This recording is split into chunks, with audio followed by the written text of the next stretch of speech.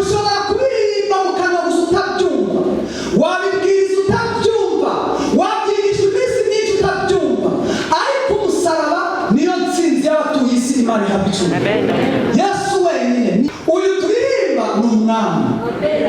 Yejwe nk'intare yo mu muryango wa Yuda, ifite imbaraga itanyeganyezwa. Iyo ntare yongeye kwerekanwa nk'umwana w'intama uciye bugufi. Nubwo ari umwami aca bugufi, nubwo ari umwami ntiyatekereje ijuru nk'iryo kugundirwa.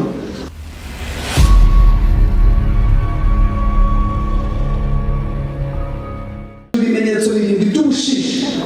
Mbona marayika ukomeye abaririza n'ijwi rirenga ati, ninde ukwiriye kubumbura kiriya gitabo no kumenya ibimenyetso bigifatanishije?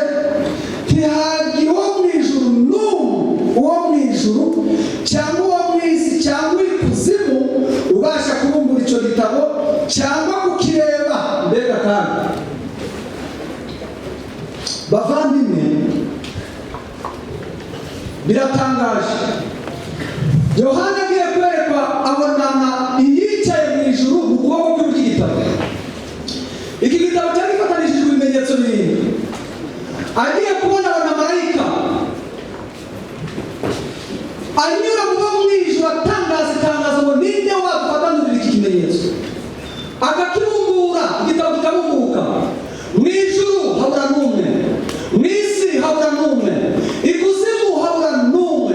Nta n'umwe wari uzi password y'iki gitabo. Marayika aratangara, kandi nawe ndagira ngo urumva ko ari ibintu bitangaje. Iki gitabo ni bwoko ki? Kibuza marayika n'umwe wakibumbura. Iki gitabo ni bwoko ki? Mu isi habuze n'umwe wakibumbura. Iki gitabo ni bwoko ki? Yohana aritegereza abona nta n'umwe ubonetse wo kubumbura icyo gitabo. Umurongo wa 4, nuko ndizwa cyane. Yohana ararira araturika, nuko hatabonetse ukwiriye kubumbura icyo gitabo habe no kukireba. Umwe muri ba bakuru arambwira ati, wirira. Imana ihabwe icyubahiro. Yesu ashimwe. Wirira. Umwe muri ba bakuru arambwira ati, wirira, dore intare y'umuryango wa Yuda n'igishitsi cya Dawudi yaranesheje, ngo abumbure igitabo amenye ibimenyetso birindwi bigifatanishije. Yesu araje, niwe wenyine ufite password y'iki gitabo, abandi bose bari babuze. Iki gitabo ni bwoko ki? Bavandimwe, umuyobozi wa gahunda atangira igitaramo yavuze ko iki gitaramo ari icyo gushimira Imana ku mpamvu z'ubusaba. Nta n'indi mpamvu n'imwe ishobora kuza imbere y'umusaraba, kuko umusaraba ni wo wonyine watumye turiko Imana ihabwa icyubahiro. Wabyemera utabyemera, ushobora kutabyumva mu minsi yashize, ushobora kutabyumva n'uyu munsi, ushobora kubiririmba mu kanwa gusa utabyumva, wabibwiriza utabyumva, wabyigisha iminsi myinshi utabyumva, ariko umusaraba niyo ntsinzi y'abatuye isi. Imana ihabwa icyubahiro. Yesu wenyine niyo mpamvu. Muzi ko nta wundi n'umwe wigeze upfira umuntu usibye Yesu wenyine. Ndagira ngo kurari yaturirimbiye marayika umwe wigeze uza akamanuka igituro cy'umukiza kirinzwe n'ingabo z'abaroma. Uwo ntabwo yaremwe nyuma y'uko igitabo kibumburwa. Kitarabumburwa nawe yari ahari, ariko ntiyashoboraga kukibumbura.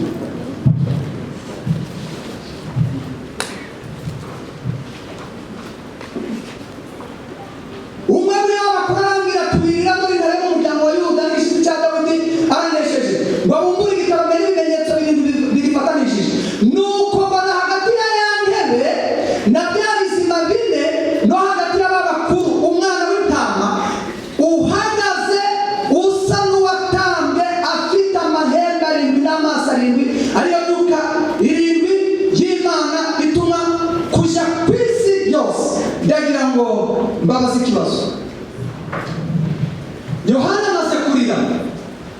marayika araje aramubwira ati wirira, dore intare yo mu muryango wa Yuda, igishyitsi cya Dawidi agenje ate?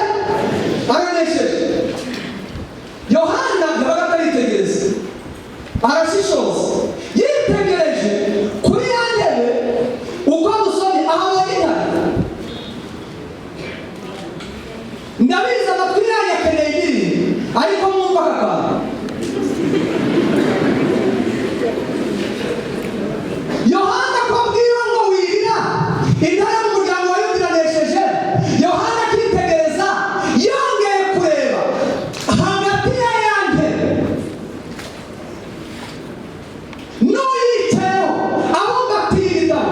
Yohana abonye intare, abonye iki? Imana ihabwa icyubahiro. None se Yohana yabeshwe? Ntazi kureba. Arabwiwe ngo wirira, dore intare yo mu muryango wa Yuda igenje ite? Yohana yegera inyuma abona umwana w'intama. Uyu ni Yesu. Yesu ni intare, Yesu ni umwana w'intama. Yesu ni umwana, Yesu ni umucunguzi. Ibyo bintu uko ari bibiri bikangeza umukiza. Imana ihabwa icyubahiro. Niyo mpamvu uyu turirimba ni umwami. Yeretswe nk'intare yo mu muryango wa Yuda, ifite imbaraga, itanyeganyezwa. Iyo ntare yongeye kwerekana nk'umwana w'intama uciye bugufi. Nubwo ari umwami aca bugufi, nubwo ari umwami ntiyatekereje ijoro nk'iryo kugundirwa. Mu gihe abonye wowe nanjye turaba kutabyiteka, ararisiga aca bugufi, aba umwana w'intama. Igikomeye, iyi ntama Yohana yeretswe ifite amahembe arindwi. Aya mahembe arindwi afite byinshi asobanura. Asobanura ubwami, asobanura ubushobozi n'ubutegetsi. Daniyeli 7:24. Muzasoma amahembe nicyo asobanura. Ibyahishwe 13 murongo wa mbere, hari amahembe nicyo asobanura. Ndakubwiza ukuri, umwami wacu ni umucunguzi. Imana ihabwa. Nuko mu ijuru bose, nyuma y'uko bari babuze uwabumbura icyo gitabo, nyuma y'uko bari babuze uko bigenda, bifashe mu maso, kandi icyo gitabo kibumbatiye inama y'agakiza. Iki gitabo kibumbatiye amateka ya mwene muntu guhera kuri Adamu kugeza igihe tubonye umukiza. Nta wundi wari uzi amabanga ari muri iki gitabo. Yesu watsinze Satani ku musaraba, uwo wavuye mu gituro afashe imfunguzo z'urupfu akazikubita umufuka, uzifite na bugingo bw'uyu munsi wa none niwe wagombaga kumbura cya gitabo. Nuko abo mu ijuru baratangara. Umurongo wa 8, umurongo wa 7, araza, uwo ni umucunguzi, akora cya gitabo mu kuboko kw'iburyo kwiyicaye kuri ya ntebe.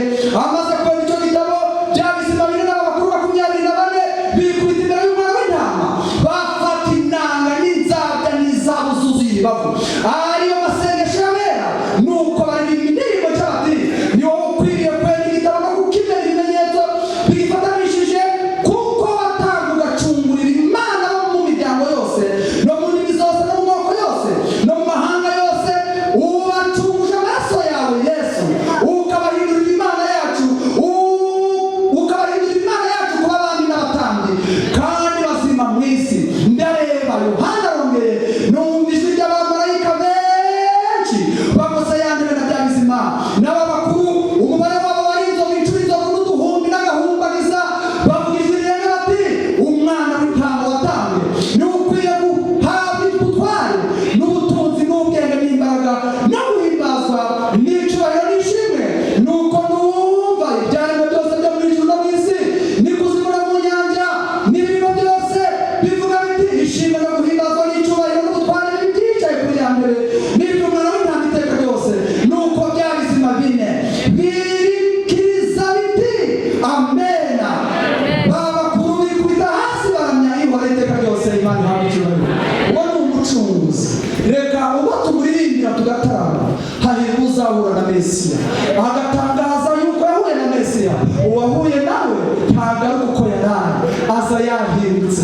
Yabaye umugore wa Yesu, yabaye umugabo wa Yesu, yabaye umusore na Yesu. Ni ukuri kamere yahindutse, usibye umubiri gusa, ariko imbere undi muntu Imana ibitubashishije mu izina rya Yesu.